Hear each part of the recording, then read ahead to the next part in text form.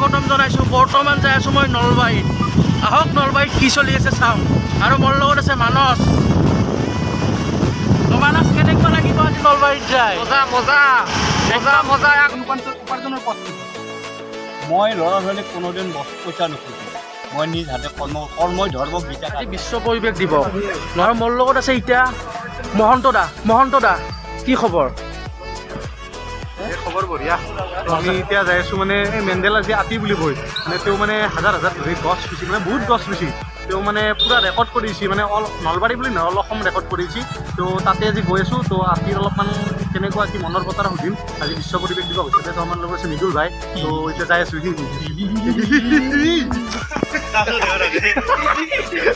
আমি গোটেইকেইটা একেলগে যাই আছোঁ এতিয়া বৰ্তমান। আহক তাতে কেনেকুৱা পৰিৱেশ চলি আছে আমি চাওঁ। প্ৰেৰণা দিছে মই এই ঘৰা পা হ'ব বাৰু।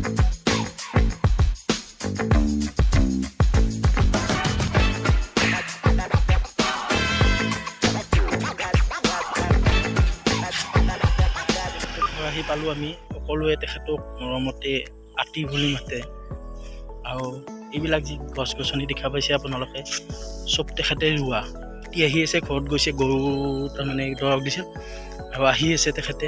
আৰু মই যিখিনি পাৰোঁ তেখেতৰ লগত কথা পাতিব চেষ্টা কৰিম। আহক আমি আতিৰ লগত কথা পাতোঁ। গৰু দৰৱ দিব গৈছিল বোলে, আমি সুধিলোঁ ইয়াতে। সেইজন ব্যক্তি এডলা আমাৰ আতি ৰুইছে গছডাল আজি। মই ইউটিউব চেনেল প্ৰস্তুতলৈ আপোনাক স্বাগতম জনাইছোঁ। আৰু আজি বিশ্ব পৰিৱেশ দিৱস। আপোনাৰ গছ গছনি কিমানমান ৰুলে আজিক লগিন? মই গছ কিমান ৰুইছোঁ সেইটো মই ক'ব নোৱাৰোঁ, কাৰণ মই সেউজীয়া ৰূপটোক মই সৰু কালিৰ পৰা মই গছ ৰুই আছোঁ। যেনেকৈ মহৰ্ষি অশোকে কলিংগ যুদ্ধৰ পিছত ৰাস্তাৰ কাৰণে গছৰ যিটো কথা কৈছিল আলহীক সজা দিয়ে, সেই পৰিৱেশটো মই ইয়াত গ্ৰহণ কৰিছোঁ মেণ্ডেলা চুকত। ভাল লাগিল শুনি। আৰু আপোনাক গোটেই অসমবাসী কেনে হিচাপত চিনি পায়? মানে গোটেই অসমৰ ল'ৰা ছোৱালী কিয় চিনি পায়? মেণ্ডেলাৰ আতি।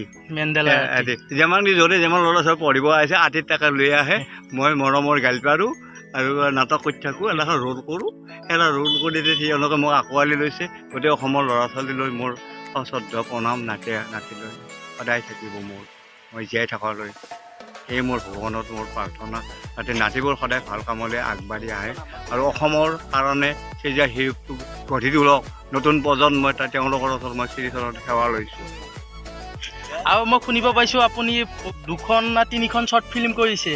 তাই আপোনাৰ শ্বৰ্ট ফিল্ম কৰি কেনেকুৱা লাগে?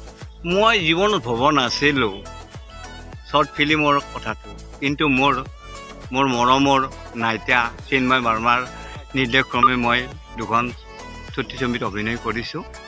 এখন হ'ল মৰমে ডিঙে আৰু ঘৰাপাকত আচলমতে মোৰ ঘৰখনৰে মোৰ নিজৰ কাহিনী। মোৰ ঘৰতে এই চুটি ছবিখনৰ শ্বুটিং হৈছিল। এই ঘৰখনতে মোৰ ঘৰখন দেখাব, মই কেনেকৈ জীয়াই আছোঁ। চিম্পুল লিভিং হাই থিংকিং। মোৰ চাইলা ঘৰ, তাতে মই জীয়াই আছোঁ। সেইটোৱে মোৰ সপোন আছিল। চাইলা ঘৰে মোৰ শেষ জীৱনলৈ মই যাতে শান্তিৰে জীয়াই থাকিব পাৰোঁ, তাৰে মই ভগৱানৰ প্ৰাৰ্থনা কৰিছোঁ। এই মোৰ ভগৱানত মোৰ প্ৰাৰ্থনা। গাইজ সকলোৱে আতি বুলি জানে, এখেতৰ অৰিজিনেল নামটো কোনো নাজানে। আতি, আপোনাৰ অৰিজিনেল নামটো কি? মোৰ সৰুকালীৰ নাম হ'ল পোনা, আৰু এতিয়া মই বীৰেন দাস ওৰফে মেণ্ডেলা। অ'কে। আৰু সকলোৱে আতিক জানে মেণ্ডেলা চুকৰ আতি বুলি। মেণ্ডেলা চুকৰ আতি বুলি। কি দোকানৰ লগত যাই আছোঁ। আতি, আপোনাৰ দোকানখন কেনেকৈ আৰম্ভ কৰিলে? মই 1993 চনত মেণ্ডেলা চকত, এতিয়া নামকৰণ হোৱাই নাছিল, 1913 চনত মই টেবুলত বহি মই দোকান আৰম্ভ কৰোঁ। তাৰপিছত 1994 10 মে দিনা নেলছন মেণ্ডেলা যোনদিনা দক্ষিণ আফ্ৰিকাৰ ৰাষ্ট্ৰপতি হয়, সিদিনা মই তাত চাইনবোৰ্ডখন লগাইছোঁ মেণ্ডেলা চক। আৰু তেওঁক মই জীয়াই আছোঁ। তেখেতৰ যিটো আদৰ্শক আজি মই হৃদয়তে গ্ৰহণ কৰিছোঁ। মানৱ জীৱনত মই তেওঁৰ আদৰ্শৰ নিচিনা মই জীয়াই থাকিব বিচাৰোঁ। মোৰ কথা হ'ল চিম্পুল লিভিং হাই থিংকিং। মই বেলেগ একো নাজানো। খাই লৈ যাতে নিমখ ভাত খাই পেলাই মই জীয়াই থাকিব পাৰোঁ। মোৰ পইচাৰ প্ৰতি মোৰ মায়া নাই, চলি যাব পাৰিলে হ'ল আৰু। মোৰ পইচাৰ কোনো হেৰি নাই। আৰু আপোনাৰ ল'ৰা ছোৱালী কেইটা?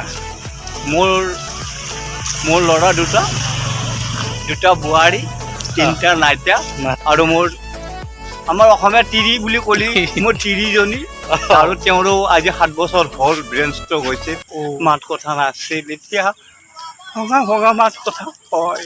সেয়ে মোৰ জীৱনত ট্ৰেজেডি। ভগৱানৰ ওচৰত এইটোৱে কামনা কৰোঁ আপোনাৰ ৱাইফ যাতে ভাল হয়, সেইটোৱে কামনা কৰোঁ। আৰু কেতিয়াৰ পৰা তাৰমানে দোকানখন তাৰমানে কেনেকৈ গঢ়ি উঠিলে আপোনাৰ দোকানখন? মই এই দোকানখন মাত্ৰ আৰু আৰম্ভ কৰোঁ পিছত আৰু 2008 চনত মই ইয়াত আৰম্ভ কৰোঁ দোকানখন। মই 550 টকাৰে মই সেই দোকান আৰম্ভ কৰোঁ। বৰ্তমান মই চলি আছোঁ গতানুগতিকভাৱে, কোনো আকালো নাই, কোনো ভঁৰালো নাই। ধন্যবাদ, বেয়া চেয়া নাপাব আকৌ। মই তোমালোকক বেয়া একো নাপাওঁ। মানৱ জীৱনত কিবা এটা পাব লাগিলে ষ্ট্ৰাগল কৰিবই লাগিব। সংঘাতে আনি দিয়ে জীৱনৰ নতুন তৰংগ নহ'লে কোনো বস্তুৰে সৃষ্টি নহয়। যেনেকৈ আমাক সূৰ্যই আমাক তৰংগ দিয়ে, পোহৰত আমি জিলিকি থাকোঁ, সেইটো আৰু প্ৰকৃতিৰ নিয়ম অনুসাৰে বৰষুণ দিব, সেউজীয়া ৰূপ দিব, ধুমুহা আহিব, গাজনি আহিব, চব আহিব। তাৰে মাজত শান্তি আহিব। সেই শান্তিটো হ'ল মানৱ জীৱনৰ শ্ৰেষ্ঠ। ধন্যবাদ। মানে হ'ল আতিৰ দোকান।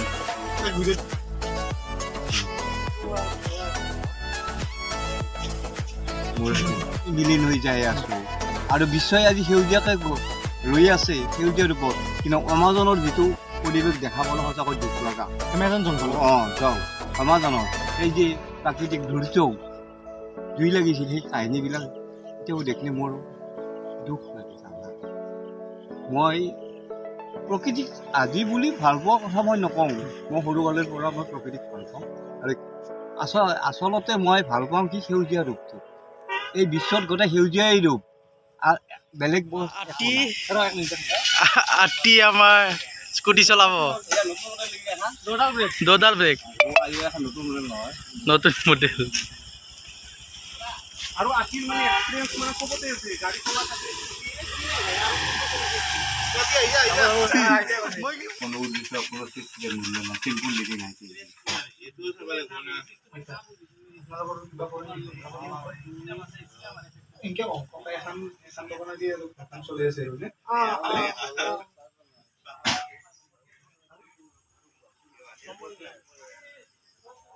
ভিডিঅ'টো যোন চাই ভাল পায় তেতিয়াহ'লে লাইক কৰিব, শ্বেয়াৰ কৰিব আৰু কমেণ্টত জনাব কেনেকুৱা হৈছে। আৰু সকলোৱে বিশ্ব পৰিৱেশ দিৱস পালন কৰিব। ধন্যবাদ। ভাই আজি তাকেতো আগক পালন কৰিব দিছোঁ। Bye bye. Bye bye.